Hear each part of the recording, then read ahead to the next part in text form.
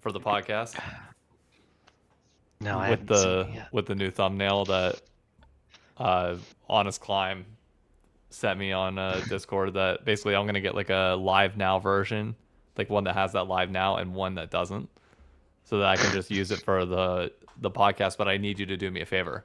I need Oh, you. that's clean. I need you to send me a picture of yourself looking into a camera, like a phone, like good quality picture, that he can crop and put on there because it's gonna be you and me on the thumbnail. Okay. I'll make one. Man. I mean, all you gotta do is take a phone photo. Process of influencer friends. Well, get used to it, buddy. And I even gotta freaking change my what is it? I had to change my Twitter settings. I need to change my profile picture still. I got a lot of things I gotta do. Comes with the territory. It does. All I have to do is like 5 Kpop reactions, and all of a sudden we'd be bigger than anybody new, right? Bro, I saw that. Like, your K-pop one is going crazy.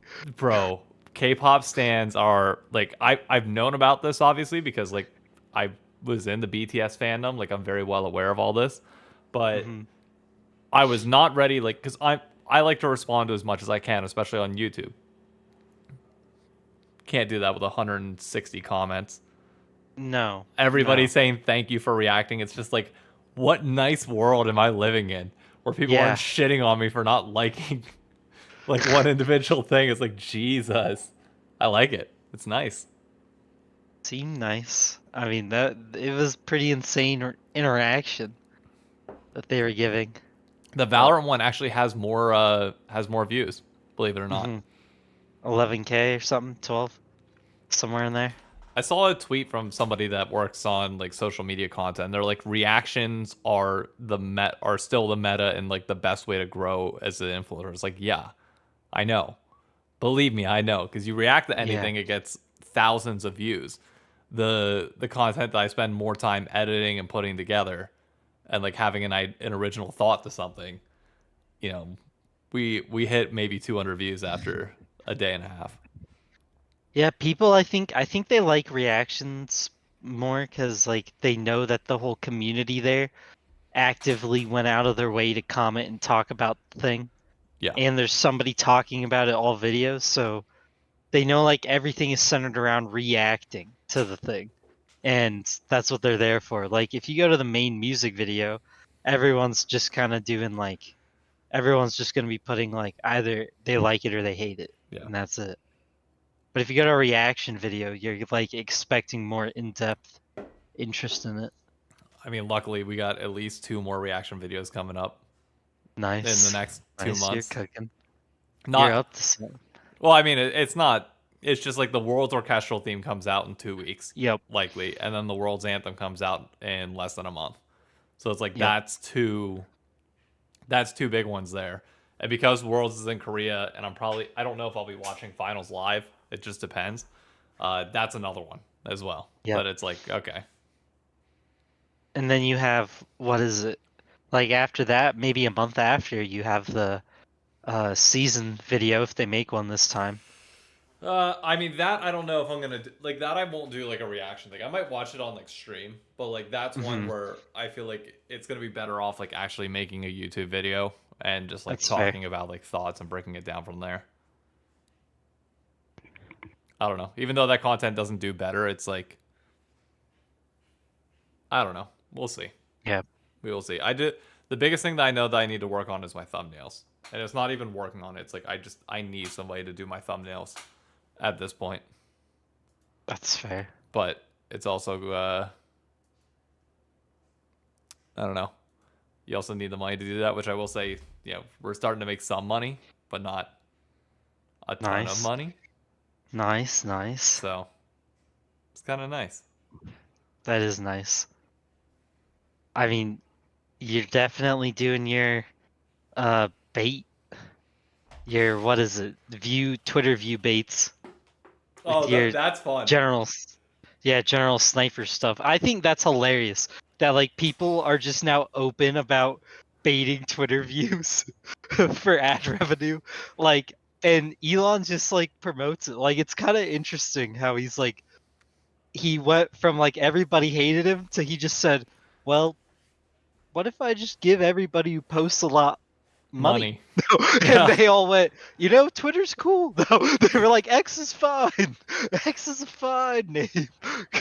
I mean, look, at the end of the day, the worst part is I'm not even baiting with this shit. Like everything that I tweet out, I genuinely believe, which is what True. makes it more not authentic. Because I mean, it's gonna be authentic no matter what. But like, it Mhm. makes it to a certain extent more engaging because like people know that like they can come at my opinion because it's genuinely what I believe. I'm not baiting. I'm not like Yep. the only time that I joked was like with Arsh, and I said something or like the one where I was like the first tournament back and we already have a cheater in NACL. Oh yeah. That one was funny. That was an interesting whole little story there. Like, People were going at Eevee, which I think is valid yeah, in this situation. I think is actually kind of valid. Like if you're gonna vague tweet stuff, people are gonna assume what they assume, and yeah, like it's the academy or it's like the challenger people that like got mad at people reacting to that, and I replied to him. I was like, look, you keep it general. I'm not sitting here watching every match of freaking NACL. I'm sorry, but like I don't have the time to care. So I'm seeing what you yeah, see. I'm reacting accordingly. And if I don't know information, somebody needs to say it. So then Arsh comes in and like vague tweets under or like replies below something like just as vague. It's like, guys, say what's going on or don't say yeah. anything at all. Because understandably, nobody in the freaking league scene knows about this shit. So just, No. And then that one coach actually replied to you and like I read like something, he put it in one of the threads and he was like, well, it's actually this guy picked Shaco and went 0-10. But Like, apparently that's not what's being investigated, oh, that's according to not. Evie. Yeah, Oh, apparently. okay. But still, like, I feel like it's a pretty big deal. Like, actually running it down in a tournament, like a promotion tournament, that's kind of Bro, insane. how mental boom do you have to be dumb enough to do They were that? up 0-2 too, weren't they? Is I that what have it I have said? no clue. I didn't watch a single Maybe I minute of read the it game. wrong, but it read like he said we were up 0 or we were up 2-0, and then our support like just decided to lock in Shaco and go 0-10 and didn't say anything. All pick bad, like just didn't talk. That's incredible. That's absolutely incredible. Now, of course, I haven't watched the game, and I'm only like talking about a tweet, and I'm assuming the guy's legit just because his Twitter bio seemed pretty good, but everything I could be saying could just be, what some random guy Well, decided to say. I don't know. Because I'm not going to go into the Challenger VODs and hunt down No, some guy going 0-10. I don't really care. I don't give a But shit. I got Hard Knocks to watch. I'm sorry. Like, yeah, but it's funny. it I think is. it's pretty funny. And I think the tweet did good because it was so funny. But Ah, but yeah. That's that's not. about to be what Someday is gonna do when he replaces Sniper this year. It's not fucking happening. If you're gonna cheer for this team, you better get used to it, buddy. I'm not cheered for 100 Thieves. Why not? When I read your tweet there, I was like, is there even a team I would cheer for in the LCS right now? And I'm gonna be honest with you, no. No, I Thinking don't think about there it, would be. Not for you maybe yet. NRG, but Yeah. I Okay. still Going gotta get back. to the No, point. no, no, no, no. Going back to the chat though. NRG just said that Halo 3 is a trash game. I can no longer support this team. That's I mean, dumb. Halo 3 is one of the go-to games of all time. How are you gonna sit here and say that's trash just because you're all Zoomers and didn't play it? Kindly go screw yourself. yeah, I didn't play Halo. Oh, bro, you missed out on such a good game. Such a good game. Oh my god. Halo 3 in its Easily. prime is like the only thing that I would compare to it is peak Fortnite. I mean, I'm content. I played a lot of Team Fortress 2 I don't think Team Fortress 2 and comes Minecraft. anywhere close to like Halo 3 and Call of Duty in their prime. I'm Minecraft, yes. sure, Minecraft, yes. I like, will 100% agree with that. Like, not at least by size. Size-wise, Team Fortress 2 didn't. But I just enjoyed Team Fortress 2. It was probably one of the most, like, just goofy Yeah. FPSs you could play. Like, the fact that you could actively, like, in the middle of a very competitive game, some guy would, like, say, hey, I kind of want this hat really bad, and you would actually all, like, you and that guy would just quit playing to go work through trading for this hat. Like, I thought that was the best part of Team Fortress 2. Oh, dude, that's what we used to do in Halo, though. So Really? the thing with Halo was that there were skulls hidden throughout the campaign, and you could play the campaign co-op with other friends. And the skulls were hidden in like parkour places that you had to like you had to basically like jump to different spots. You would die and fall off. Like they like you had to do very specific things to get them.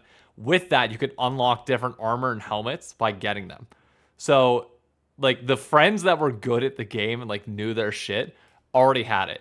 And like every Friday at like 10 or 11 after you were done playing multiplayer for a bit, it was like, okay, let's go to campaign. Let's get these skulls done. Appreciate your help, bro. Let's just go through this. We gotta do it on legendary. We gotta do it like that. You gotta go through the sequence to get. I think it was called the Hayabusa helmet and like body armor, which was just like. Hold up, I'm gonna pull up a picture of it. But like same thing, where like you would pause playing multiplayer to do it. Your boy Dokla said it was trash. That's tough. That is really tough. I liked your tweet, by the way. Just going in there and being like, Sniper technically has like, what'd you say, 9.3 seasons or something Yeah, to get 9.3 try to years, get 18 yeah, seasons. 18 seasons to try to win as much. And I was like, yeah, if he plays 18 seasons You and or everybody 18 else said splits, that. You know what? he's got to get through one season or one. My bad. I shouldn't even say season. He has to get through one split on 100 Thieves, which is harder for a rookie than anything else. Because we know 100 Thieves is going to try to stunt him at every corner they can. You keep saying that. Look, I have full faith in, and I said this on stream last night. I will say this again because this is going to be a VOD and a little bit more permanent. I know Jungle Juice, the GM of 100 Thieves, does follow me on Twitter. But I'm sure he knows this by me saying it. But his job is on the hot seat. And if Sniper, if I don't know whether it is or not, I'm just saying, like, from if I'm Malk or I'm John Robinson or Nade Shot or anybody within like higher up 100 Thieves, and I see we have Busio and we have Sniper and we have Quid now, and you had Tenacity, you had four players, Quid not so much, but the other three, you had players that should develop into something, and you did nothing with them. You didn't have the right coaching staff. You're now going to have 3 different tries at putting together a coaching staff that can develop these players. That then is on upper management and general manager level. That's your job to put in the staff in place to develop these players. And if you're not doing it right, that's on you. And you bear that responsibility before anything else. So what better happen this year? And I'll be blunt and honest. I will entirely lose faith in 100 Thieves as an organization if we bench Sniper after one split. Yep. I will be the first on the front lines bitching and raising hell about it. But I think if they don't develop at all, if they regress by the end of the first split, general manager and upper management has to go. And you need to put in somebody in place that can actually put in development systems to develop these players, because these are the stars of our franchise. Do not lose them to somebody else that will be able to develop them. And it's gonna be really disappointing too if She's right here. Sniper just completely flops and Tenacity goes somewhere else and succeeds. And not disappointing for us, the fan. Like, I would laugh. Yeah, I know obviously. you would be sad. Yeah. But it would be very disappointing, like, the fact that they wasted Tenacity this long with all the games. Like, the amount of games they played with that man's career, just to have Sniper as their, like, hey, we won't bench him, though, guy, is pretty... It disappoints me a little bit in 100 Thieves' plan with that. Because, like, letting talent flourish in the LCS, we don't really have a lot of that. No. New talent, and we don't have a ton of guys doing well, and he was starting to do well. Yeah. And the fact that they like just did all this just to replace him with a guy who they're now allegedly committed to, and they're gonna let him fail for a full year and fumble through it when they wouldn't let Tenacity even like win. Yep. Like that's not good. That's not a good look. I completely agree. And I still think they made the wrong decision last year with Evil Geniuses. Now I don't know what happened and what occurred in the off season, because there were rumors of Tenacity going to EG instead of Someday. But I think ultimately I was of the opinion. Would have been awesome. Yeah. Now, well, it might not have been because EG, kind of collapsed. But I think Tenacity would have been a player that they might have kept on the roster the full year, given his contract length.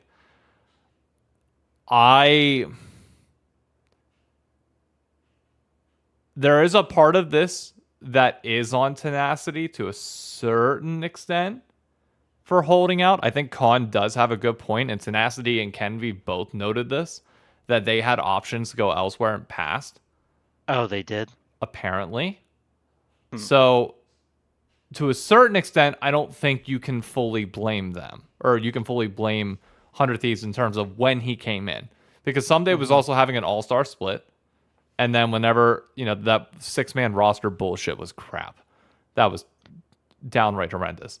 But I think what if you're 100 Thieves, what you should have done last year is, if you know that Sniper's coming in 2024, you just keep Someday for the year. I think they really fucked up with that decision and getting rid of Someday and not letting Tenacity go elsewhere. Yeah. If you have Sniper in the wings, and I said this back then, and I'll continue to say it again, you knew this was your development piece.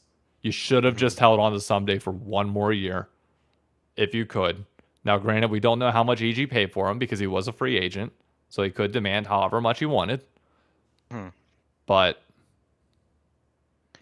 and I agree with Nick. Like I don't really know if I would blame it on Tenacity if it was Immortals or Dig. No, but at the same, because look what happened to Kenvi. Agreed. And you got to be careful with who you go to. But at the same time, if we're criticizing 100 Thieves for holding on to him, looking back at the situation where Someday's playing at an MVP level and it just won the split, is that really on 100 Thieves at the end of the day? Again, I do blame them for the 6-man roster bullshit. That I do blame them. But like this year is entirely on them. 2023 as a whole is entirely on 100 Thieves and nobody else. To be very clear, I'm talking about last year. I got you. 2022 is the year, because if the conversation and criticism is around why did 100 Thieves hold on to him for so long, well, part of that was that he didn't want to go elsewhere. Yeah, and Someday was performing well. So I don't know. Also, Nick makes a great point on how they marketed it.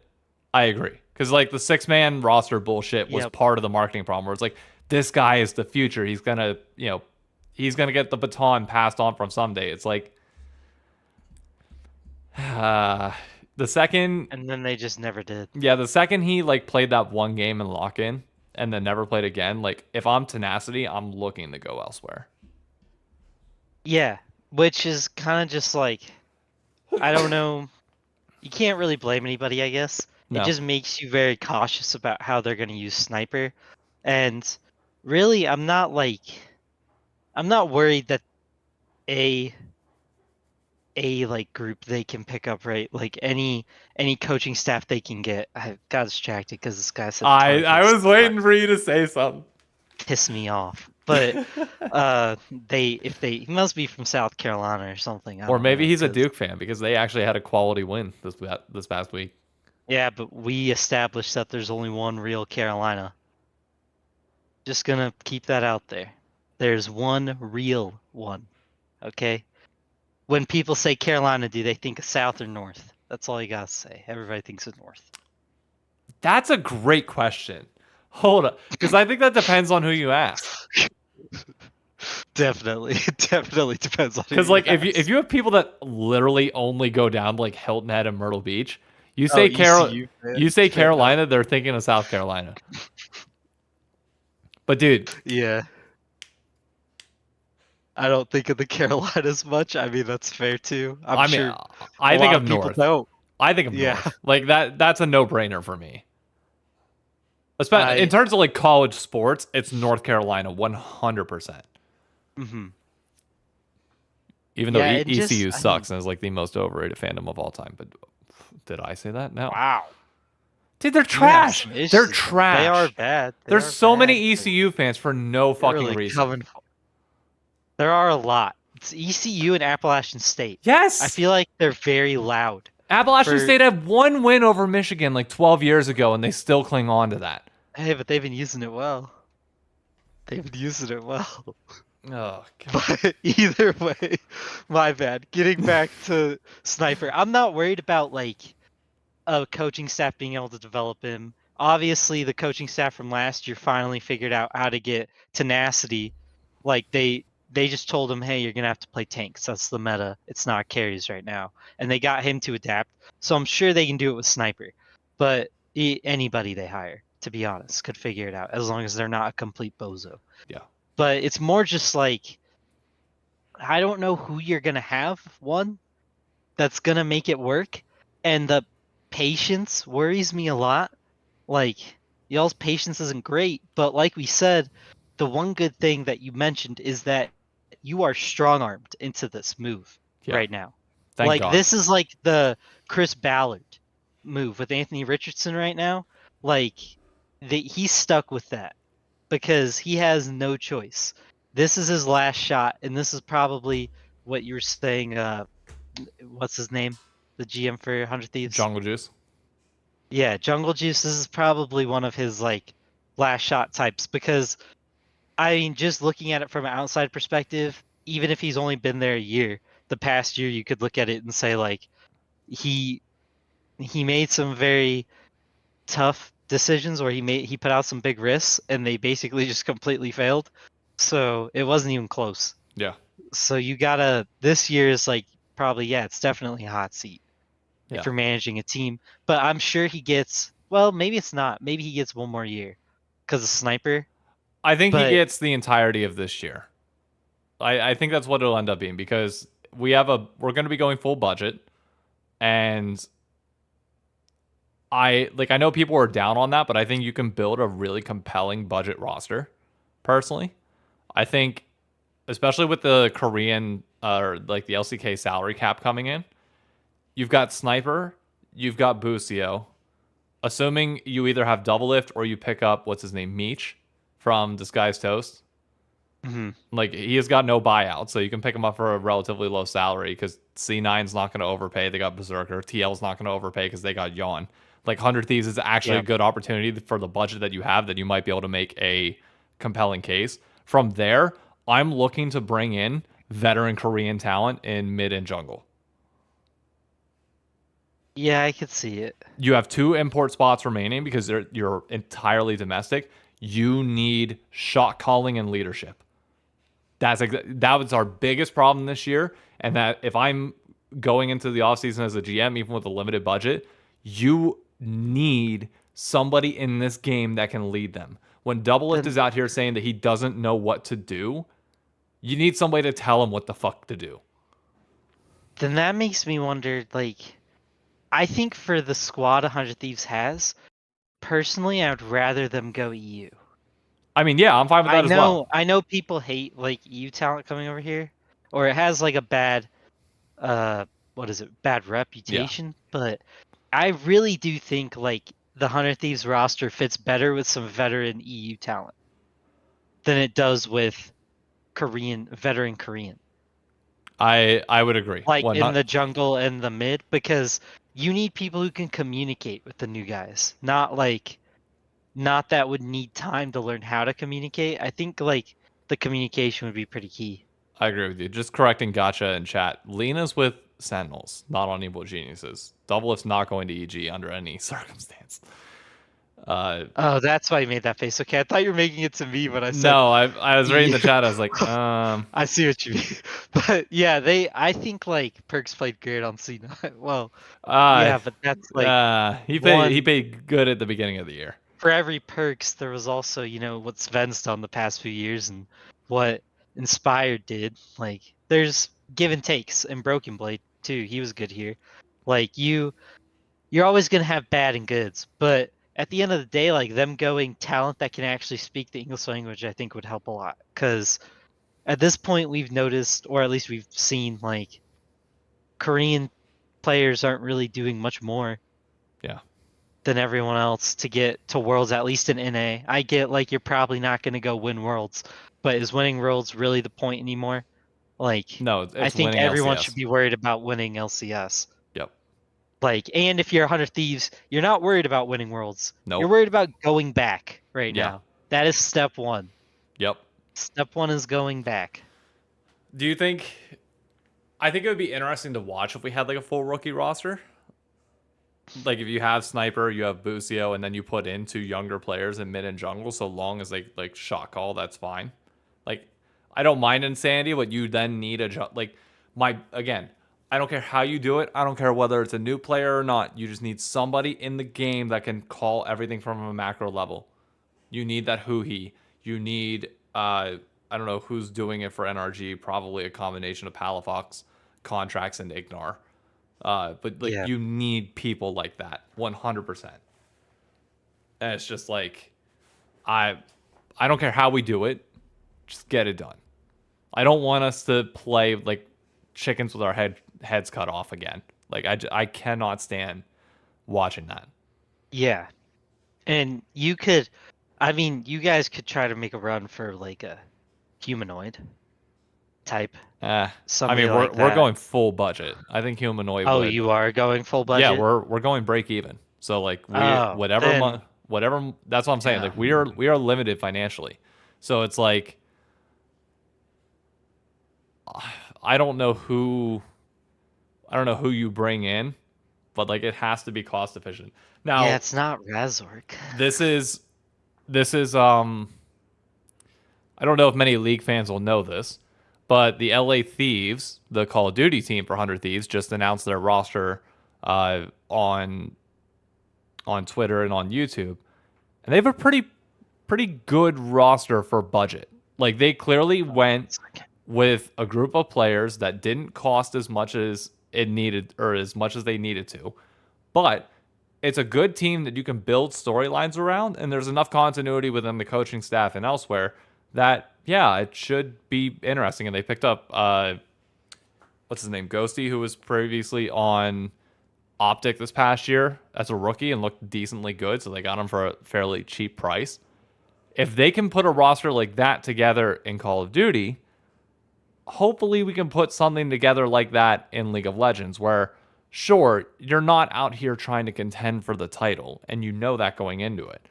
But you can also you can build something out of this. You can build something out of Sniper, out of Busio, and maybe some of those younger players. Yeah, you might have to change something a little bit. Maybe you finally find your shot caller, but who knows? Like you definitely can build, like, because obviously I missed everything you said about the last part. But I was talking Call of Duty, anyways. Just that oh my god. the 100 Thieves Call of Duty roster that they built this last year is right along the same lines. Full budget, younger players, but something that actually is building a little bit of hype that people are excited to see. And you have two really good spots to let sit and marinate for the next few years, to be honest. Yep. Like Mbusio and Sniper. So at this point, you might as well start looking like what talent could you develop at ADC, even if you're not getting rid of Double Lift, because I don't think Double Lift really needs to be replaced. No, I don't think If so you either. can get him to stay. If he'd be willing to stay, I don't get why you would. Because I don't know how to word it, but I don't think you could get a better ADC than him in region. You definitely probably have to go use a slot, Yeah. an import slot. But you could, I don't know, you could, like, what is it? You could get a jungler in region, because jungler hasn't really been a bad spot for in region. No, we've been Going with pretty somebody decent. from here. And then you could probably go get a mid and ADC if you wanted to from somewhere else. Yeah. But like we said, it would probably be better to keep it English speaking because I don't think the Quid experiment worked really. No. And maybe you keep Quid and you let him keep going and see how his English improves. That'd really be up to them. Yeah. I'm But not. I don't know. We'll see. Either way, I'm curious to see how the other dominoes fall. It seems like we're probably not going to find out for an extended period of time. Sniper was kind of like the given. He was even teasing it yeah, himself in his Twitch chat like a month ago, like, yeah, I'm the starting LCS top laner. And everybody's like, okay, sure. But no, he was like dead serious. Like, I'm the starting 100 Thieves LCS top laner. It's like, okay, sweet. no, I don't like that team. Sniper, Tomio, Jensen, or Harry, DL Busio. I would No, you have no shot not do caller. that mid lane. You have no shot caller there. Absolutely not. Tomio, I don't know enough about. I don't Tomio know was anything about disguised Tomio. toast, jungler, just one academy. Pretty Is he good. actually a new guy or? Let me check. Because a lot of his academy team was like people who've been in academy forever, wasn't it? Yeah. Tomio Chan, age 20, previously EG Prodigies, then went to Academy for EG and C9 until C9 dropped him and he was picked up by Disguised Toast. So All right. he's only been in the scene since 2020 and he's only been in the academy scene since summer of 2021. All right, then I want to. I'd be interested. Yeah, you could get me on Tomio. I'll take that. Okay. I'll take that. I'd like to see a young jungler from NA. He's how old did you say he is? 20? 20.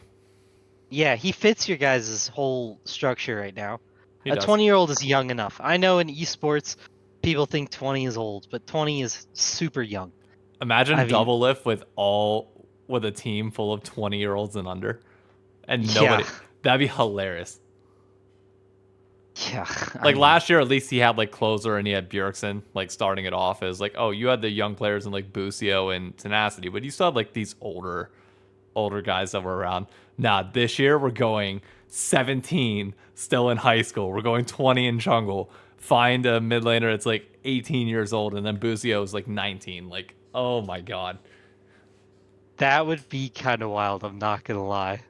The only Like, other thing that somebody mentioned yesterday that I think would be good, if we could get Spica out of FlyQuest, which I doubt we do. I was going to say that, but I just assumed Spica wasn't on the table. Yeah, I'm assuming he's not either.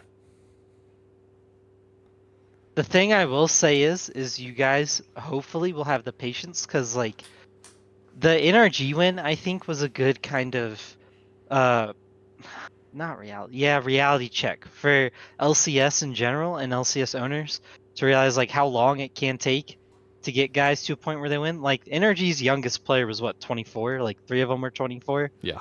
And like Dokla's what 26, 25? He's 26. Yeah, so you have like a couple 26-year-olds with a few 24-year-olds. Yeah, you're 26 or 27. One of those two. Yeah, they're all in that range. And that age range, like, of course, is going to take time for these guys to get there. Like, your group is going to be super young. If they win, that's a cherry on top. If they're doing good and they're being competitive, that's what your expectation should be. Yeah, I agree, and that's the nice thing. Like, if our management does this roster right, you have building blocks to set for this organization for the next 6 to 7 years, which is not something that other orgs will have. And you got to be willing to cut when it's time to cut. Like, do NRG get coming in and taking over CLG was probably a godsend for LCS. Might have saved the league in some aspect like that because NRG didn't have any of the like what is it, bias that the Yeah. old CLG ownership group had. They came in and were like, where can we upgrade probably? And they And also had the their money group, to do it. The old yep, CLG was unwilling to spend.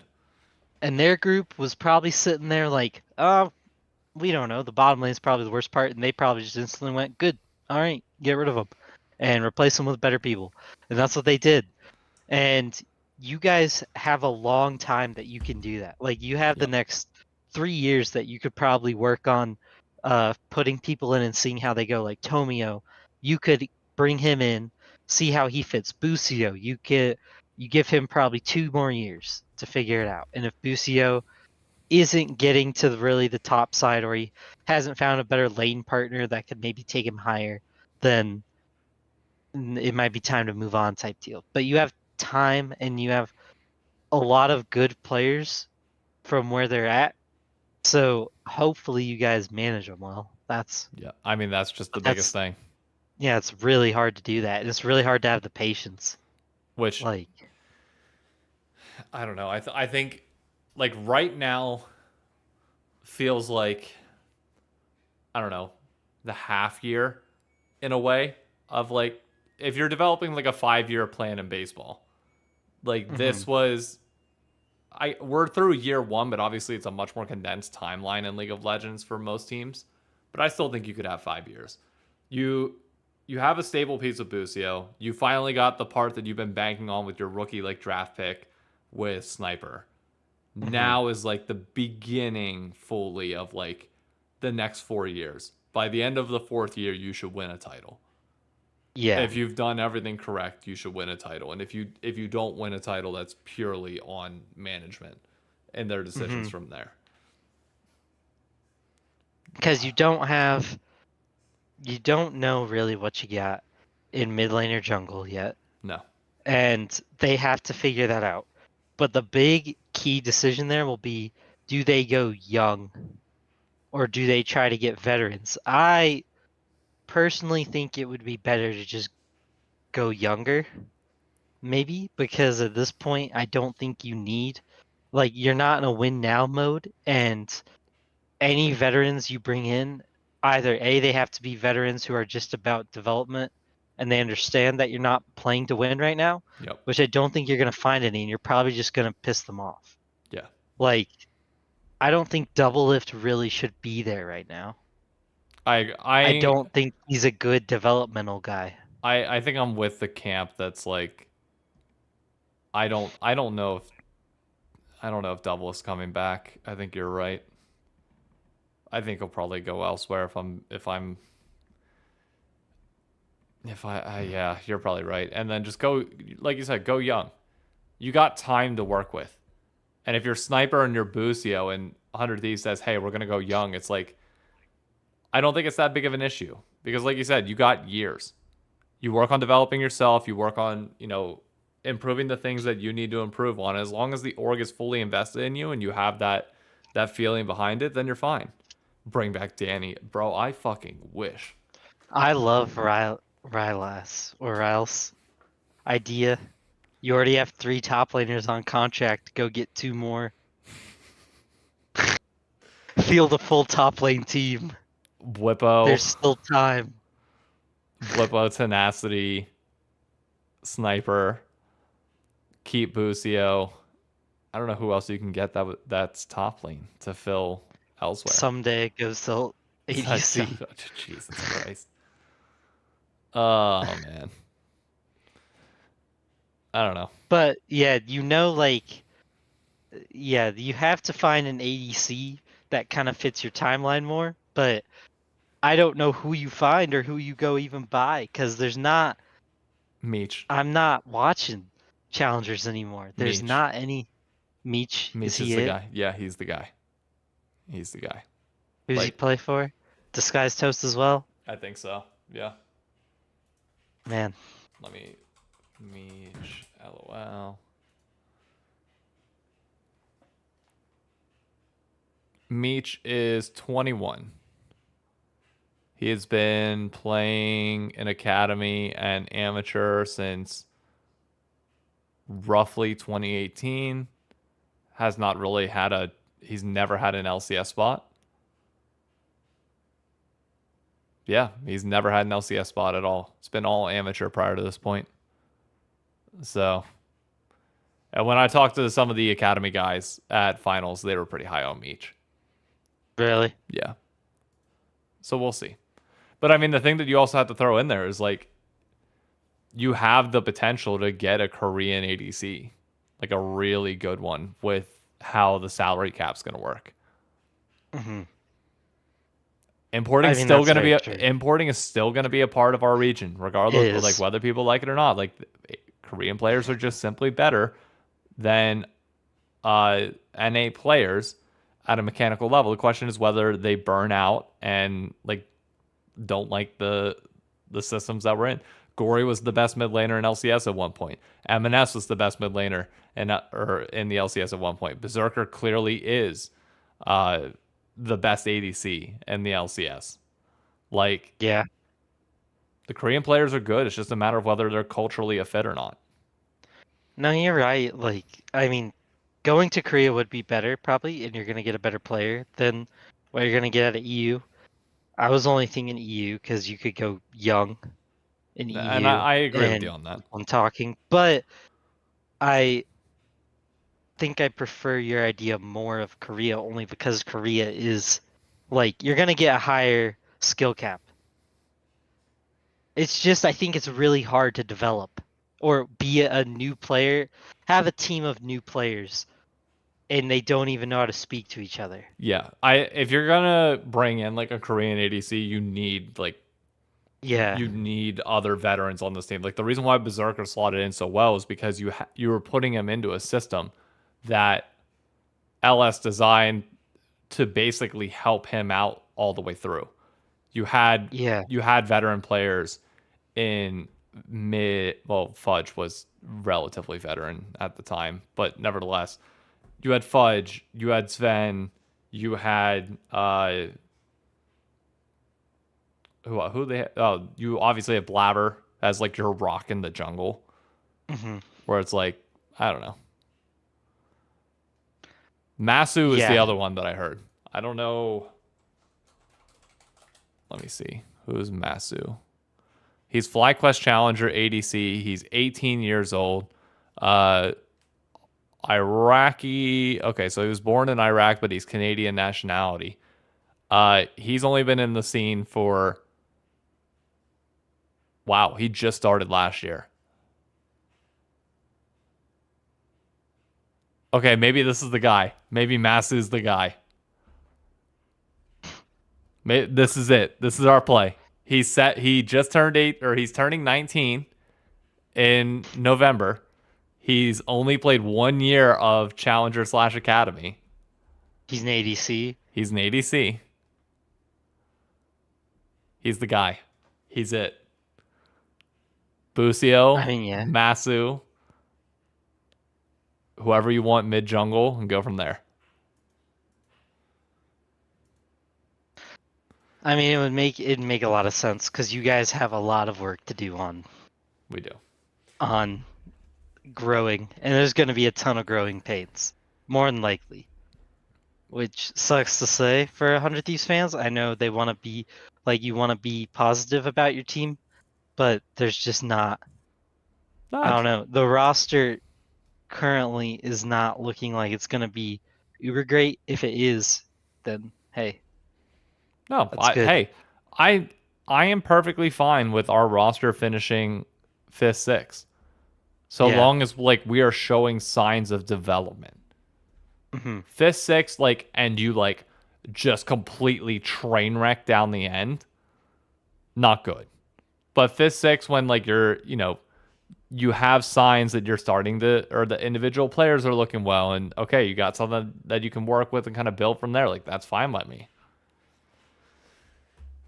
Yeah, that's very true. Anyways, is there anything else you want to talk about besides 100 Thieves? I think we've kind of beaten this one to a pulp. Yeah, my bad. We like really went into that Don't one. say my bad. I enjoy it. I'm just saying. I was just laughing because that was a big thing I saw this weekend on Twitter. A lot of people were talking about it, and I mean, nothing else I've really seen on Twitter has like stuck out to me a ton. Because really, I'm just waiting for Asia games to start. I will say LEC's format still Horrible. just sucks. Horrible. It's still really bad, and I am struggling to fall about it. Like, yeah, that's what's crazy is what Khan just said. There's really nothing to talk about, to be honest.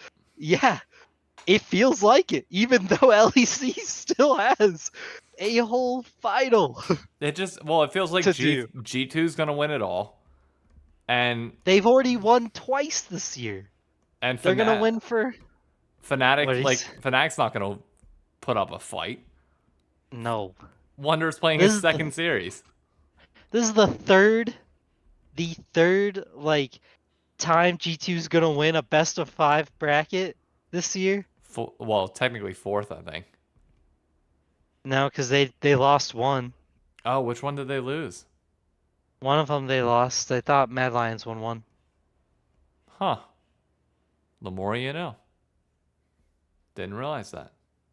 That's how many times EU has played this year. Oh man. Let me see. It was somewhere in there. The thing that I will say is it's gonna be fun to watch G2 get obliterated at Worlds despite dominating the LEC all year. I hope they do Who? decently.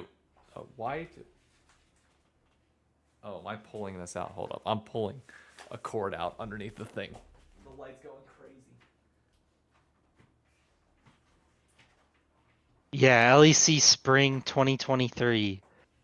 Mad Lions beat Team BDS in the final. G2 got like 4th. Oh. Okay. Never mind. But still, like, really?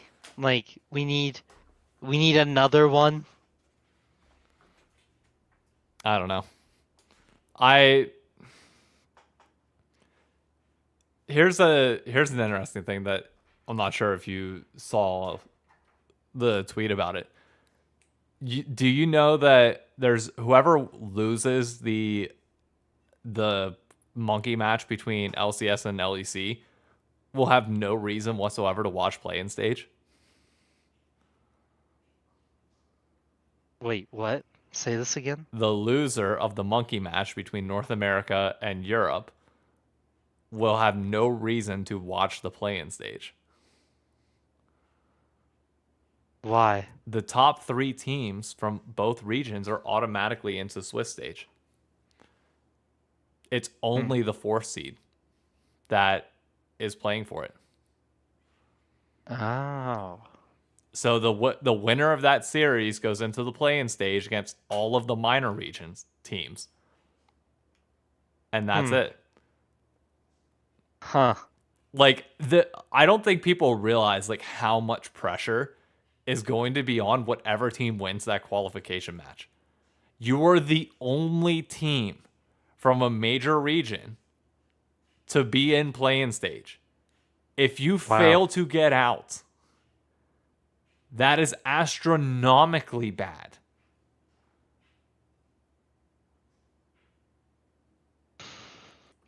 Is that really how it is? No Korean or No. other?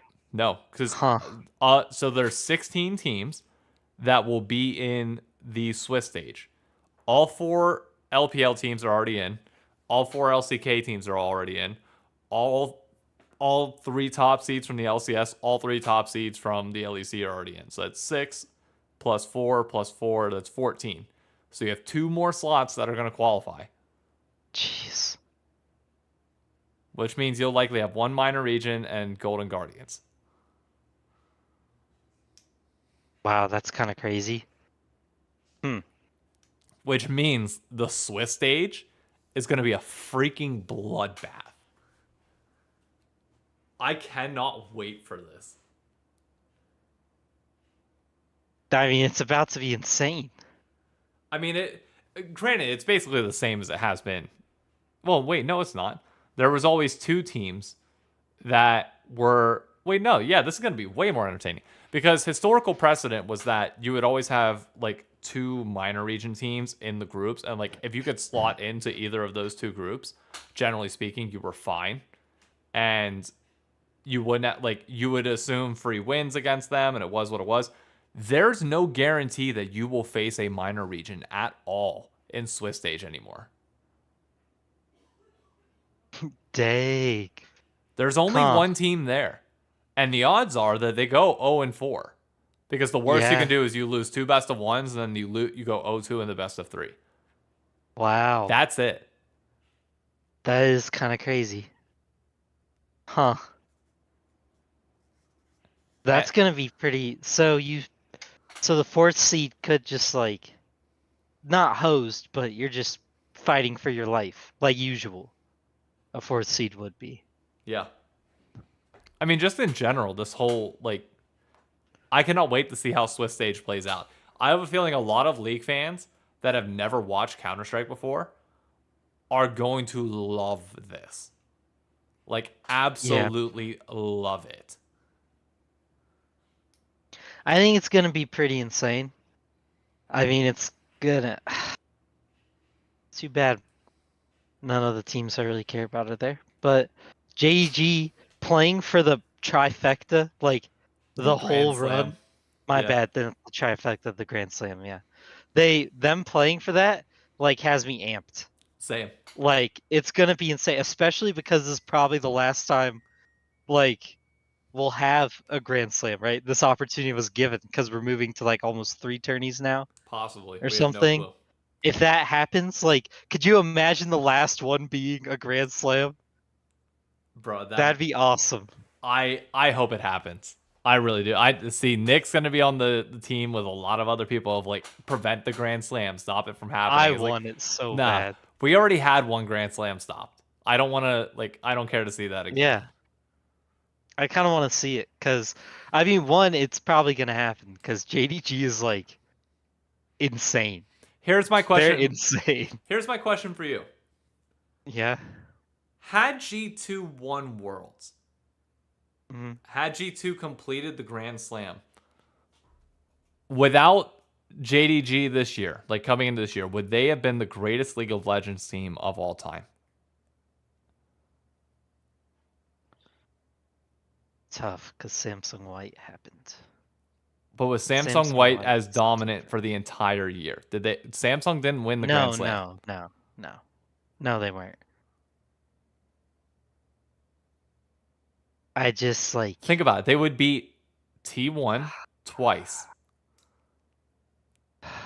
They would beat, I forget who they beat in the quarterfinals, but then they would also beat FPX. But like that G2 team probably would be, right? But I think whoever Grand Slams is the best team of all time, right? Yeah, so anybody Because you were saying that good the for a whole year. Yeah, anybody saying that the LEC has zero competition, that's irrelevant. They would have won MSI in Worlds. The fact that they won their 2 domestic titles is just a cupcake. Like, sure, great, they did it, but it's like the Worlds and MSI title is like Yeah, Nick everything. is making a good point. Like, you would have to be the best team ever because they played the LCK and the LPL the whole time. There was no avoiding them. They just had to keep running through them. Like, I feel like they are the best team ever, right? Just because they ran through everybody, and I don't know, I can't think of why they wouldn't be. Exactly. Like, I'm trying to convince myself why they wouldn't be because they're a Western team. That's the only bias in my head telling me they wouldn't be. But in reality, yeah, that's like the best ever. Like, probably. Yeah. They would have beaten I mean, they were already a top tier team. Like, come on, they were owning EU for like years, and EU is not uncompetitive. At that time, EU was very competitive. Con, you're living in a bubble where you're living in reality where they lost. I'm talking about a hypothetical world where they did beat the LPL that year, where they beat FPX in the finals. Well, they played TL in the finals, but also like LPL and LCK lost those games. Yeah. It's not like they weren't at the tournament. Yep. They were there. I'll give you the 500 record at MSI group stage. I will give you that. That's like the one knock point. but they still went on to win the tournament. They still beat Team One, and Invictus Gaming fell off, and they beat TL. So But it was also. Well, I disagree with the idea that because they were 500 in groups. Like, the thing is, going into that final, like, nobody even doubted that they were going to crush it. Like, the idea was that they were going to destroy TL, and it was just a question of how fast. And then, what they do? They went out there and won it in one of the fastest best of fives ever at the time. Like, it was kind of crazy. And they upset a T1 team that was pretty freaking good at the time. really good. Yeah. I don't know. I personally, I think if they win that, they're the best team of all time. Now, if you compare the two, so say G2 completes the Grand Slam then, and JDG completes the Grand Slam now, yes, JDG is the greatest team of all time.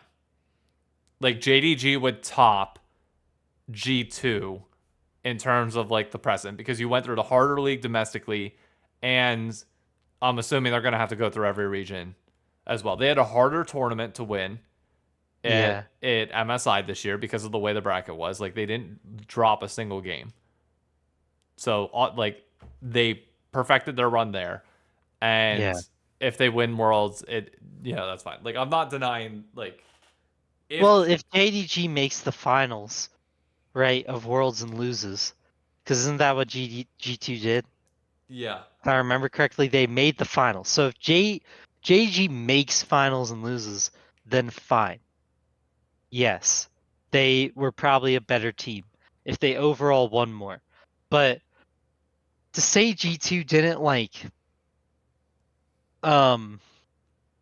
win hard enough in groups makes no sense to me, because groups is just about figuring out the meta. Yep. Like, that's all groups is. Well, it for was. good teams. Now.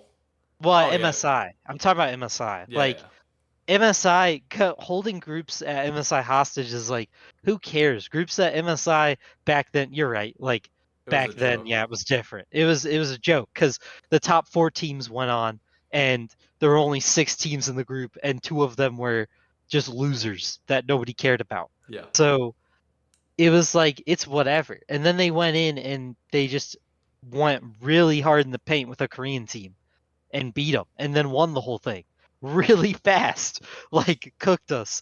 And then to say like that wasn't good enough, like, they did great back then, didn't they?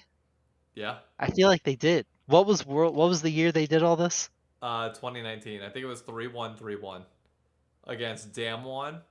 Was it Damwon at the time? Yeah, I think it was like Damwon when they were like young, like right. This was because Damwon would get their revenge the next year and go on to win Worlds. Yeah, I don't know what we're talking about, because they went 5-1 in groups. He's talking about MSI, where they went like 5-5 split record. But yeah, at Worlds groups they stomped. Even if you want to call them young, yeah, they beat Damwon, and then they beat SKT, and then they finally lost to FPX. Are you kidding me? And who were the teams in their group? Griffin, Cloud9, and Hong Kong Attitude. Griffin. They 2-0'd Cloud9. They 2-0'd Hong Kong Attitude, and 1-1 with Griffin. And then they won the tiebreaker, correct? No. Oh, they lost the tiebreaker. Okay. Yeah. Interesting.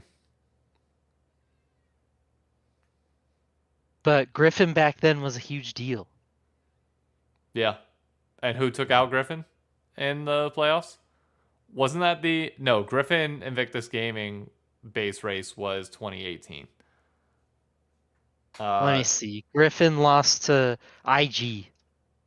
Oh, no. I guess that was that year. And then Fnatic lost to FPX. Yeah. Like, come on. I feel like this is pretty good. Maybe I'm a crazy person, but it seems like they were pretty good. I don't know. Nick makes a great point in chat. Weak side of the bracket, Damn One and SKT. Yeah, Like okay. Damwon had Showmaker, Nuguri, Nuclear, Canyon, and Barrel. in That's their not prime. In nobody's. their prime. Yeah, it's not nobody's. Who T1 have? Let's see who these nobodies were. Clid, Faker, Cod, Teddy, Effort, and Mata. So Effort, Effort and Teddy a basically. little bit.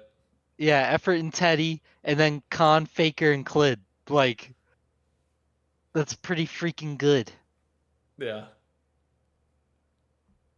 And then I don't know who'd they lose to.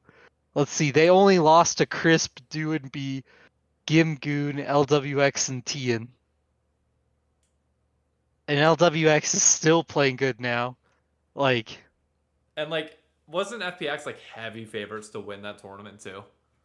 yeah, they were really good They at were the like time. absurdly good that it was like, Yeah. okay, like understandable that you lose to them. Yeah. Let me ask you. I mean, yeah, look at this. It's like, come on, dude. So there was a question way earlier. I'm scrolling all the way up to the beginning of the fucking podcast, but this is like the topic that I want to close it out with. Or well, this, and then we have a trivia question apparently in chat that we got to go through. The question was, Lewis said, should Riot change the world's trophy ceremony and opening ceremony because of how good the Valorant presentation was?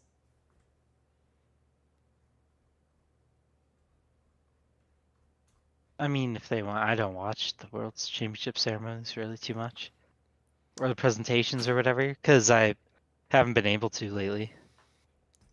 I will say this because this is my bread and butter. This is what I care most about. Yeah, this is what you More enjoy. than anything else. The Valorant opening ceremony was overhyped as fuck. It was. It was a good performance. It paid really good tribute to everything that Valorant has. It was not on par with the standard that Riot has set with League of Legends. And that's fine. And I'm about to get the cons point here. I think you need to change up the 3-set act that they're currently doing. I think you need to do something a little bit more innovative. And if we say we're tired of Riot's crappy AR, we just need a better freaking version of 2019. Personally, I think there's a lot still to be done, like a lot of improvements that you can make, especially as we get into like Arcane Season 2 and like tie-ins with the general game that you could really go with and stories that you could tell. But as for the trophy reveal, I am not a fan of how we've done it the last few years. I don't like whenever the trophy is just brought out and put on a fucking stand. I hate it. It's boring. It sucks. Valorant dropped their trophy down from the ceiling. We have a Louis Vuitton case that was specialty designed for us. We can 100% do something with that. And I know Khan's not going to like this opinion, but I still have this view, and I'll just show this real quick because this is my background. I absolutely love this trophy. I love this so much more than our old one. Personally. Embrace that and show it off. Stop being scared just because people are like, oh, it's not as good as the old one. Find a way to incorporate into the opening ceremony in a way that actually makes a difference and changes people's minds, because this trophy is sick as fuck. I mean, yeah, I can side with you on that one, for sure. Wait, you like the newer trophy better than the older one? Liking the newer trophy better than the older one? No, I thought you meant showing it off more. Oh, That's yeah. what I was agreeing to. Showing it off more, yes. Liking it more, no. You like the older one better? Yeah, personally, it's just how it is. Okay. I something about the new rule. I just really I don't know. I think it's a cool trophy. Don't get me wrong. It still hypes me up. I'm just an old school guy. I just like old I things. think that's the I don't difference. know. So when did you start watching League at like season 2 Worlds when they revealed the new trophy?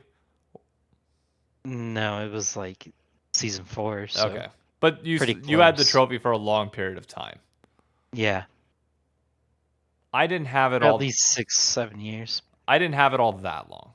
Like since I really started caring, realistically, about 4 years at most. Hmm. And even then, like I don't know, the trophy didn't. And the new one was last year, right? Yeah, it was last year was the debut. Then yeah, I was watching the old trophy for 8 years, and you were watching it for 1 or 2.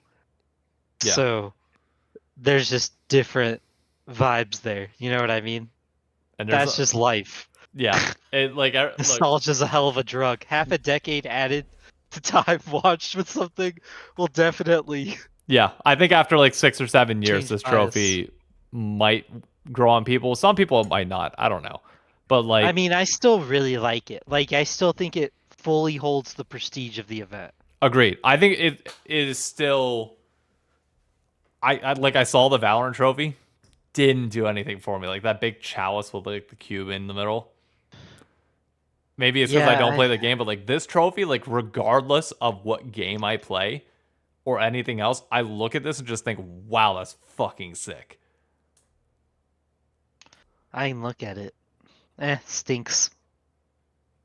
The Valorant trophy stinks. You don't like it? Looking at it. No. I'm not the only one. It's cool, I guess, but it looks like a weight. Yeah. I don't know. It looks just weird. The cube's cool, but I don't play Valorant, so I don't know if it's cool or not. Like, if it's symbolic, you know what I mean? Yeah. But also, I want to point this out. I went back and looked at the MSI because I wanted to know why G2 lost that many games. They lost 2 games to Buffaloes. The only 2 games Buffaloes won in groups. So 2 of the games lost was just them being G2 and probably not giving a shit. Wait, they lost 2 games. So they went 6-6. They 2 of those was there, and they then went 5-5. They 2-0'd SKT, got 0-2'd by IG, split with with TL, TL. and then 2-0'd Flash Wolves and got 0-2'd by Buffaloes. So it's literally just them not caring. Damn. You know what I mean? I know Buffaloes were hype back then. I agree. I'm not taking away from Buffaloes, but I think we all know you could Yeah. chalk that up to just them knowing that it doesn't matter who wins. Like at the time too, I don't think it's being stated enough how important it is that MSI groups was literally seen as a joke and G2 was a joke org. Like they made fun of MSI groups and Yeah. how little it mattered, and they had a lot of vacation jokes at the time and stuff like that. So they like genuinely didn't give a shit Nope. and then still went and dominated the playoffs. Like that's crazy. Not a top 5, not even a top 5 team. Why are we doing this? Why would you even say that? Hey, it's Great year? What do you mean great? Winning the only major Western tournament and twice in your own home region and making the finals? that's goat That's behavior. fantastic. That's goat behavior. That's the best the West has ever done. Okay. I don't think there's anything else to say on that one. All right, let's go to the question in chat, or the question Fair enough. that was posted. That was apparently spicy. Let's see what it is. I don't know where Khan put it. I'm not seeing.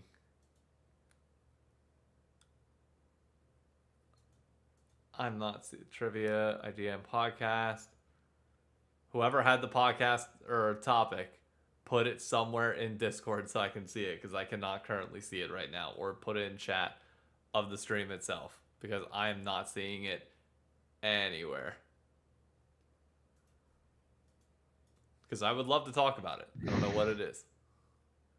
Yeah, the trivia thing, We're whatever talking it about might the be. trivia thing. Yeah. I have no clue what we're talking about here, and I need a reference point. I still can't believe that's not a big deal. That's a big deal. It is a big deal. Especially like Nick said, crossing that bridge. Like back then, you know how big of a deal it was to beat them? Like everybody does. Everybody still talks about it. Yep. Was that your first year of watching League Pro? That was my second year of like watching like every single match. Yeah, that's probably why you actually believe, unlike any of us. Because you saw a Western team actually do something good for once. I did. We were all just. Which What? brought up the point that was raised on Reddit the other day of like, why are we still giving C9 credit? Like, why is C9 still being seen as like the only savior of NA? Because their Worlds run was now 5 years ago, and I wholeheartedly agree. 5 years ago? Uh, That's way longer than I would have thought, to be honest. It's way, way longer. Heely, you're gonna need to explain how this works, because Where's a photo of it? I'll show it on stream, and we could do it together. But I have no clue how. If you just drag him in. Is he in? Yeah, I'll drag him in. Okay, go ahead. There we are. Oh Jesus, he's got the soundboard already. That just happened. Oh yeah, the Depot's here as well. Alright, so what's the deal with this? What do we gotta do? So, While we're at it, we should drag in Khan and make him defend this take. so true. Hold up, So Con, basically, Con, on your screen- if you want to come in, we'll debate it after this grid. Oh man. Alright, so on our screen is 4 of a kind. What are we doing? There's a 4x4 grid. There are 4 groups of 4 players that all have a common thread between them. There is no like 5 group. It's only groups of 4 players that have a common thread between them. Does it have to be in like a line? No. That have a common thread, so like a common team or a tourney? So like in another universe, I could have had one where it's just, all of these players have played for C9, and it would be like Berserkers, Okay, I Ven, see. Yeah. Crumbs. So there are there's 2 super obvious ones, I think, and then there's 2 that are kind of harder to spot. Can it And it be can any be kind of anywhere. line? Oh, okay. It's not a line, it's just players on the board. And it can be Oh. anything from like kill leaders in a season to like So like any what? kind of a category. Cadril, Covey, Jet, and Crumbs were all like analysts or something, or not analysts, but like Yeah, they're all they all show people. They've all worked on the show. They've all been analysts at Worlds. They are a group, but that's not the category. Oh, okay. What's the category? Oh, do you want me to say it, or do you want to? Oh, I get it. Jet, Crumbs, Cadril, and Kobe are all players and show Yes, people. they were all former Boom. pros, and they are now casters and/or analysts at one point. Okay. I got it. Junglers turn casters. That's actually a good point. You could have made it even. Zebra's on this. Alrighty. Were they junglers? That's fine. Yeah. No, Kadra was a mid laner. He was the Malzahar play. Well, he No, like that was a filled in single for that play. one play. He was a That jungler. game main. was like a sub. He was a jungle main. I don't care enough about Kadra. But yeah, that's kind of the. So wait, Impact, of it here. Impact, Winsome, Speaka, Prince are all on FlyQuest this year.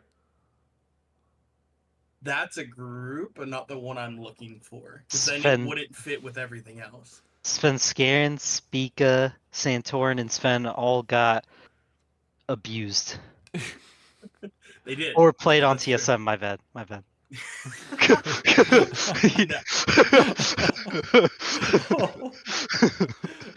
My bad. Oh. I didn't mean to say it like that. Oops. I was trying to go off the wall. Impact, POSIC, Core JJ, and there's not another. There's no- nothing to there's do no other with world where champ. the players are from. Yeah. I was trying Well, to go. I just know all 3 of them have won And World, so I was trying to see. There's nothing to do from like teams. Like it's not like all these players have played on the same team. All these players are from Korea.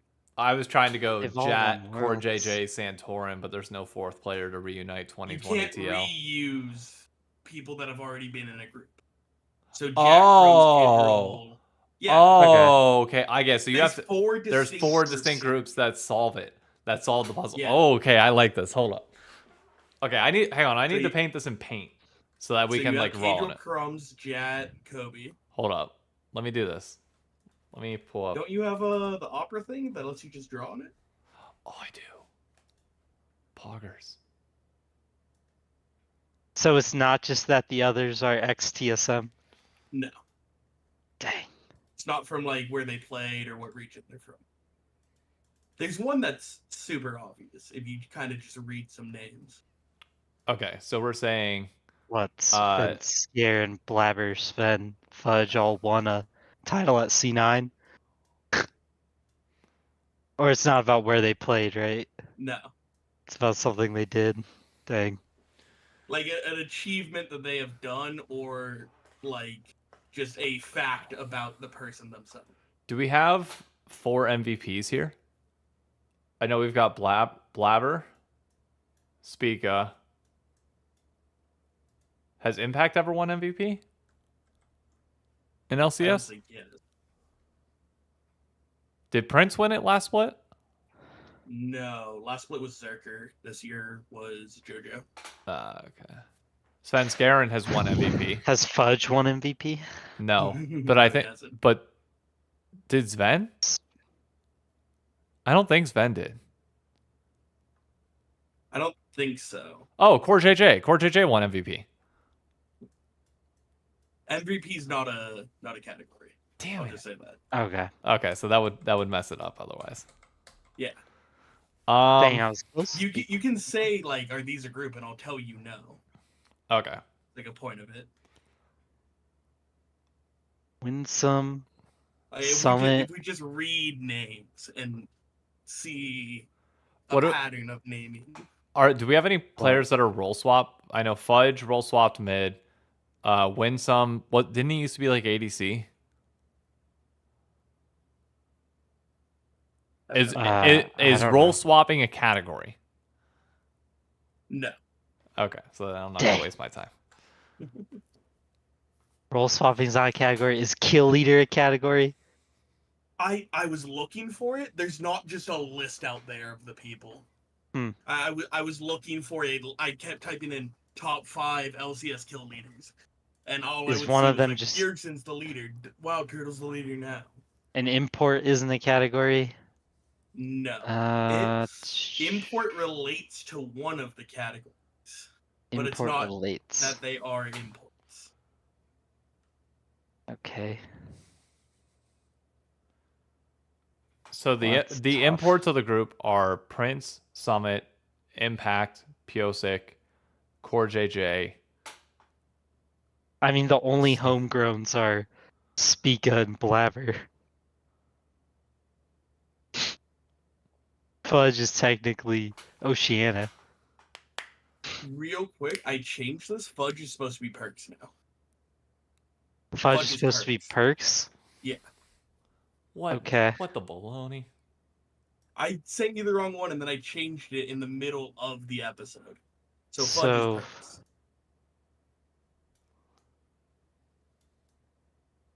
Failed, Alright, one of the categories is failed imports. Wait, imports Perks? that left after a split. Is that one of them? No, I No. don't think there's even 4 of them on here because that would only be Or after a year, it'd be Perk, Summit. But Summit's back, so Yeah, but I mean they still left. That's true. So do you want like hints? Well, yeah, we're gonna Yeah, need it. We're gonna need yeah. a hint. We're stuck. There is a super obvious one here. One of the categories doesn't touch the bottom line because there's only 2 players left there.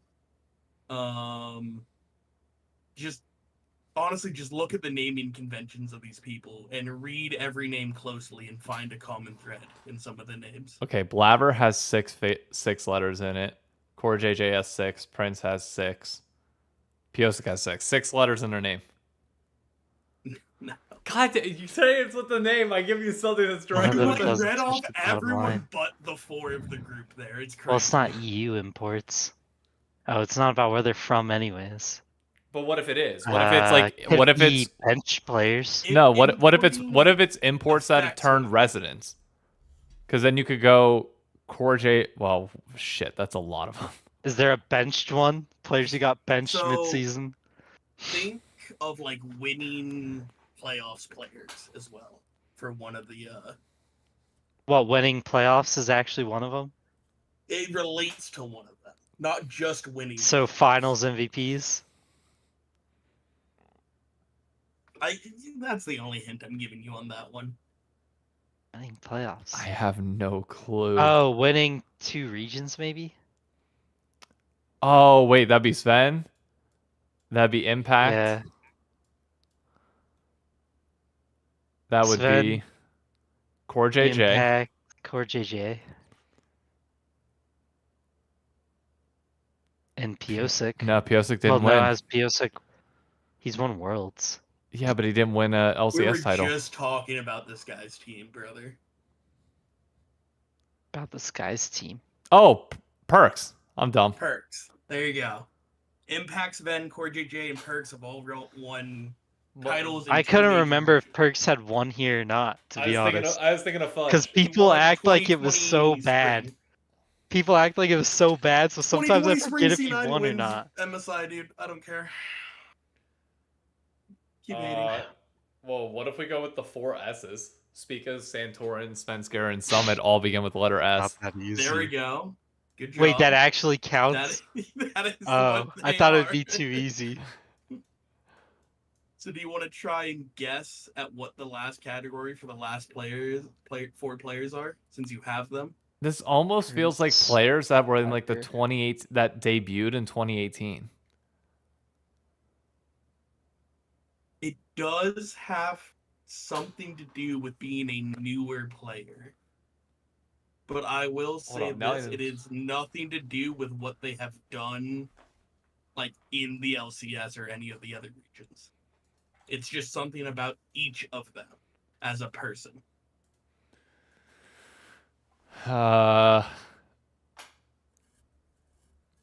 We have 3 Koreans and Blabber. You guys know my birthday's September 25th, by the way. Don't tell me they're all born in September. Not in September. They were all born in a specific time period. Core JJ won, I looked it up, he won winter in Korea once. Back when Fair. Korea had their 3. Fair enough.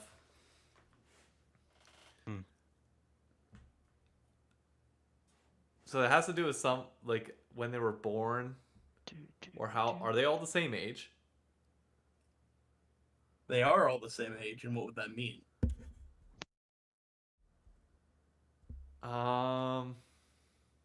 Well, they're all the same age on December 31st of the end of the year.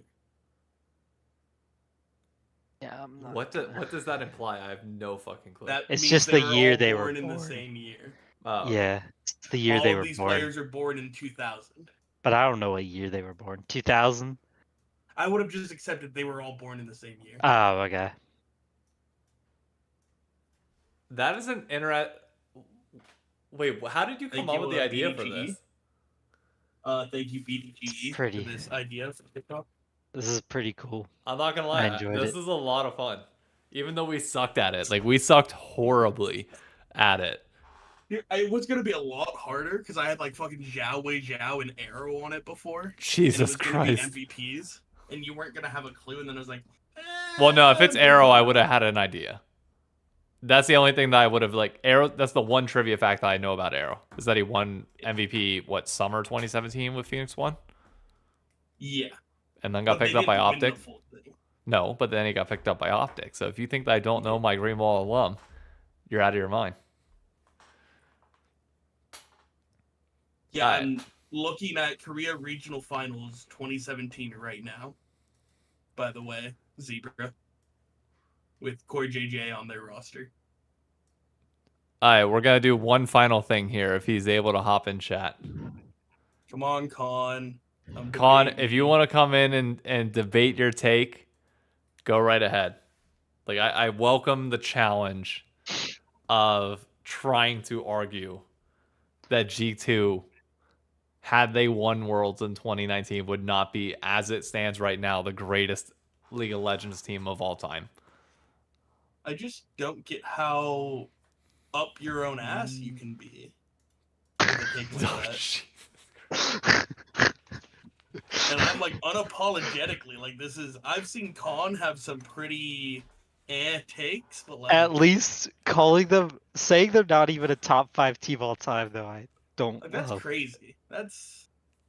I feel like they gotta be a top 5 all time. I'll accept the argument of not top 1 team because it was in 2019. Like, sure. And there's power creep, and I'll agree to that. And it was a down year. No, for you and your power top creep. 5? You know what's crazy? This man will sit here and spout off this power creep stuff, and then he has a tweet where he posts about how Dokla's been in the League of Legends scene for 9 years, and just won finals, and he's like, "Well, that doesn't mean anything."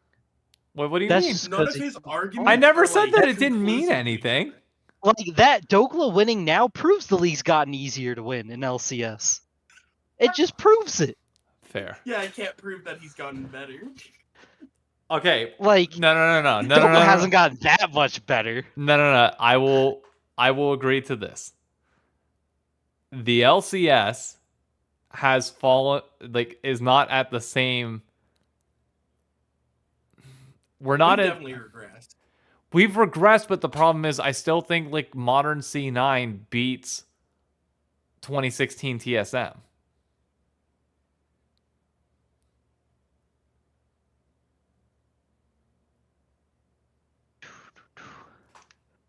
Who? I don't. What were you saying? Modern C9 beats 2016 TSM.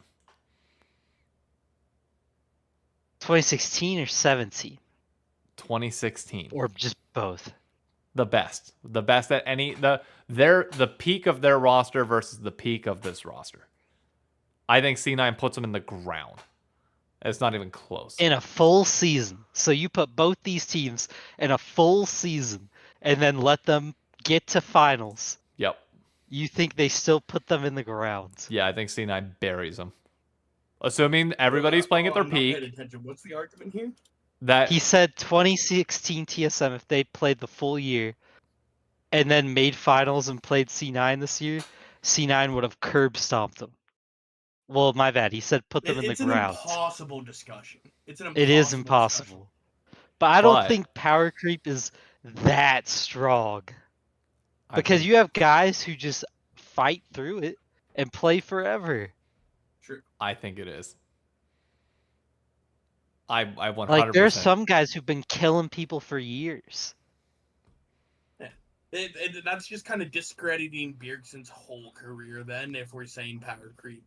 I'm also saying that's that very true too. Under no circumstance could double lift pilot Aphelios to the level that Berserker can. And that's all I have to say. But I don't think M&S can keep up with Berg. Double lift. Yeah. 2016 Prime double lift cannot play Bro, his Lucian was literally wild. Yeah, but you're putting C9 was playing out of their minds. But the point is you're putting them in modern league and you're forcing them to catch up to C9, not the reverse. But are you saying TSM gets a full year and then at summer finals 2023 C9 meets 2016 TSM? Correct. Like TSM gets the full year? Yeah. Correct. TSM stomps. No. It's one of the best orgs of best teams of our entire history was 2016 TSM. Correct, Storm Coach. No, if you give them the entire year, they can acclimate and they can win. I think the game is drastically different. I don't think they can acclimate. I really don't. Maybe. I think the game, like the types of champions, are way different now than they were back then. Just ban him. You only got 5 bans. Zero was in the game. Was Zero in the game in 2016? Yeah. Bro, if you gave Double of Zeri back then when he was playing that cracked, like Dude, he would be going Lucian- off. Lucian was considered like the hardest ADC in the game behind Yeah. Vayne at that point in the time. But that's my point, Yeah. is that like the mechanical skill that it takes is nowhere close to what it takes now. I don't think there's any world, even if you get, I think it's proven at this When did point. Aphelios Double come it, out? double it, 20, 2 years 22. ago. He has a 2021 world skin. He has a Spirit Blossom skin with set. He does have, what is it, Samsung? Heely? What are you doing? Doublelift Fuck, has maybe had this- 2 years. Aphelios came out to in learn. 2019. Yeah. Doublelift won LCS in 2020. And did he play with Aphelios? Aphelios in the game. Did he play it? What? Did he play it? The answer is I don't no. know if they No, he played didn't. it. He couldn't even play Senna. He That was couldn't even Double's play worst Senna. run. He couldn't. That But literally, That's pretty sad. that run in 2020, Bjergsen was playing so good Agreed. that Doublelift and Biofrost were dead weight, and he still carried them. I will agree that Like, Bjerg. I'm not gonna, but I do accept people are absolutely stupid to me, and it's crazy to me because they've been saying that Jensen is comparable to Bjerg with only 2 titles, or does Jensen have like 3 maybe? With better teammates as well. Like, arguably. Yeah.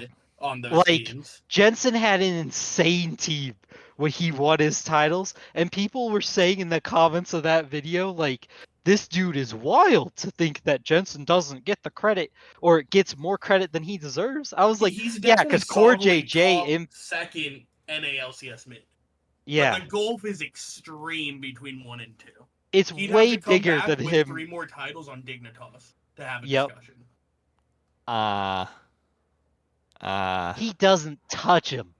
Doesn't It's even not- touch in a him. 1v1 Jensen- in a 1v1 This no. is like the Jensen jersey. This is the black Jensen jersey. I love the man. He doesn't touch. In a 1v1 Yeah. no. But had in a purely hypothetical world where Jensen leads Dignitas to Worlds and gets out of Swiss stage, Jensen is above Bjergsen. No!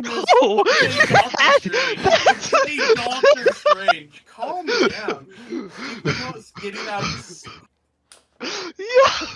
Yeah, okay, yeah. In a hypothetical world, if Bjerg won Worlds, he'd be the greatest Western Yeah. mid ever. Yeah, I'm not denying any of that. Do you have batteries in your CO2 detector? Like, do you? Oh man. I was just dying after that because right after we had that whole power creep argument, like a team that literally goes against the idea of power creep wins Oh my finals. God. It was literally like a week after, like 3 Makes days you out after. of Swiss. And like I was getting flamed so hard about power creep stuff. And people were like, this man's an idiot. And then a team that directly like just changes the whole idea of power creep because this team couldn't win anything when these great players were playing. You're foolish if you think power creep isn't real, because unironically, I'd be competitive with like 2014, 2015 LCS teams. No, As, like, a power creep mid-diamond. exists. That's not what I'm saying. I'm saying these Yeah, I'm saying guys. to the people who don't Oh think it's yeah, yeah. Like these guys proved that LCS is not as hard as it used to be to win. Yeah. That They've gotten better. Don't get me wrong. I'm not hating on them that hard. I think But there were some clutch teams back then yes, and that were hella clutch. and I agree with Like that. I'm Immortals, the undefeated Immortals just kind of got shit stomped in the playoffs as well. I just think it's Yeah, two yeah. completely separate points of like power creep versus like relative strength, because at that time you had everybody and their mother wanted to make it to the LCS. It was what, Valorant is now, which meant that the competition was better. Like that's why I say like I'm trying to draw a graph. If I got 2 pen. Where's my other pencil? I need something. Guy has like a web browser he could use. No, I'm trying to draw do this. graph, and I'm he's trying using to. his I'm trying to pencils. do this without like changing the camera. This is the trajectory that the LPL and LCK have had. My entire arm from here. Like that's how we're going up. Mhm. That's how much better they've gotten. Power creep. In addition to just having players that continuously push the top up. This is the line the LCS has had. We are still going up. You are still trending up in both scenarios. But you're going up at a much faster pace for them versus us. And the byproduct of, or the reason for that is because we don't have as many people playing the game to be able to push each other up to that level. That's true. So you're still going up. You are still better than you were years ago. But that does not mean that your overall standing in the world is better. And we appear worse because of that.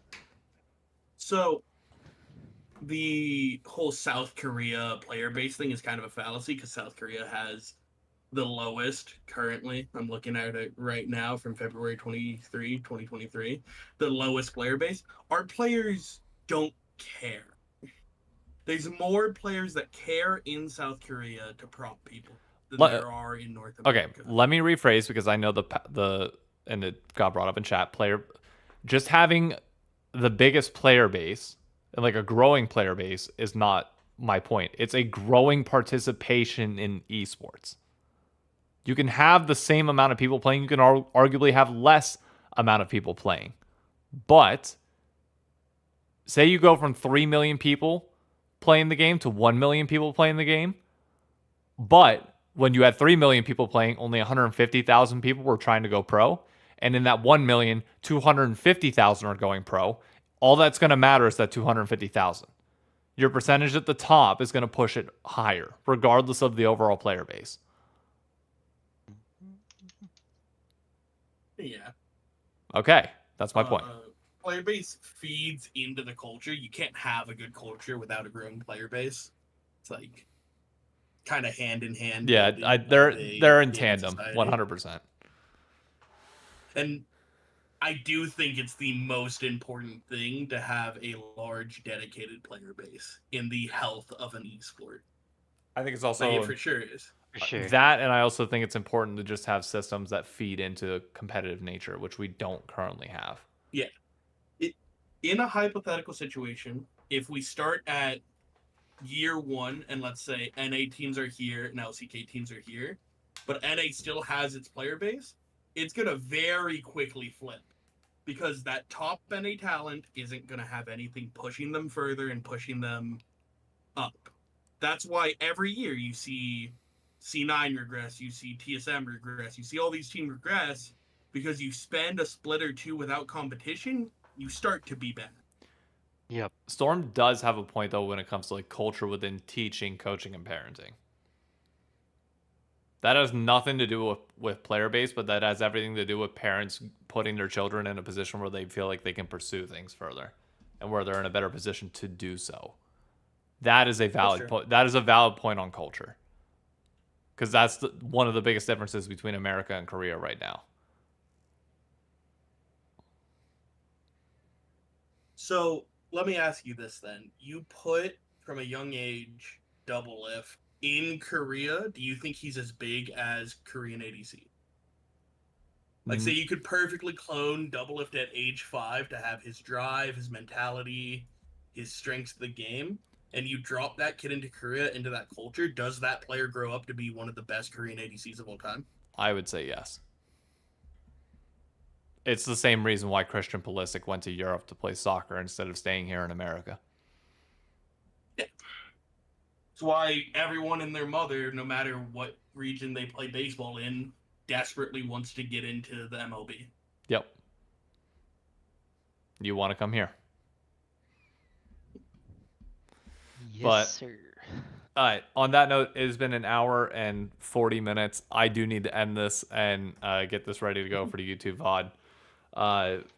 Any final comments from you guys for the end of the night? Next week, we'll have the official play-in bracket draw that we'll be able to draw out and give our predictions. Heely, I know we have our match on Sunday. So When's the NLR podcast day? Huh? You said that was gonna happen. When's that? soon. Now that we're through our issues, soon. I can make more issues if you don't want the episode to happen. Just let me know. Mr. Forgot to put my alternate account down. Sorry. I'll let you clarify that for everybody else. It was the LBLCS's fault. David put my account down. To be fair, he called me Xanalu when the account is named Zara Nalu. I have the chat logs. But yeah. But in the multi OPGG is the account not in there? It is now. It wasn't before. In my second submitted multi OPGG. They never sent me that. They just sent the chats of like, hey, this player is this player. But on their multi.gg, whenever I looked at it, I was like, this account isn't here. That's weird. How do I find it? Because I was asking them, hey, do I have to, now that I'm playing on this account a lot more, do I have to disclose this when I send them a multi.gg of our players that I'm playing? And the answer is every yes. week you have to, yeah. Yeah. But to be fair, no harm, no foul, because I hadn't started playing on it since the end of the last series. Got it. And played like 5 days on it, instantly climbed to diamond, so it was an account diff. Heely Wheelie is doomed. It is, dude, I can show you the win rates. And what do you apologize for? You. How'd you screw us? Absolutely fucking nothing. You said you screwed us. No, I thought I had like royally fucked us by like leaking an account they didn't know I had, but it was their fault. As soon as they said like that account's not on file, I was like, did I just get myself DQ'd from this season? I included everything, so Yeah. that's the important part. Paul, any final words before I end this? No. All right, thank you. That JDG is gonna do it. They're gonna finish the Grand Slam. I wholeheartedly agree, but we'll get into that Operation next week. Stop JDG at all time. And also, C9 2020 wins MSI. You can't convince me otherwise.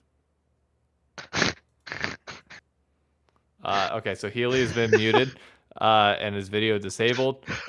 We will catch you all for next week's podcast. Adios. Oh my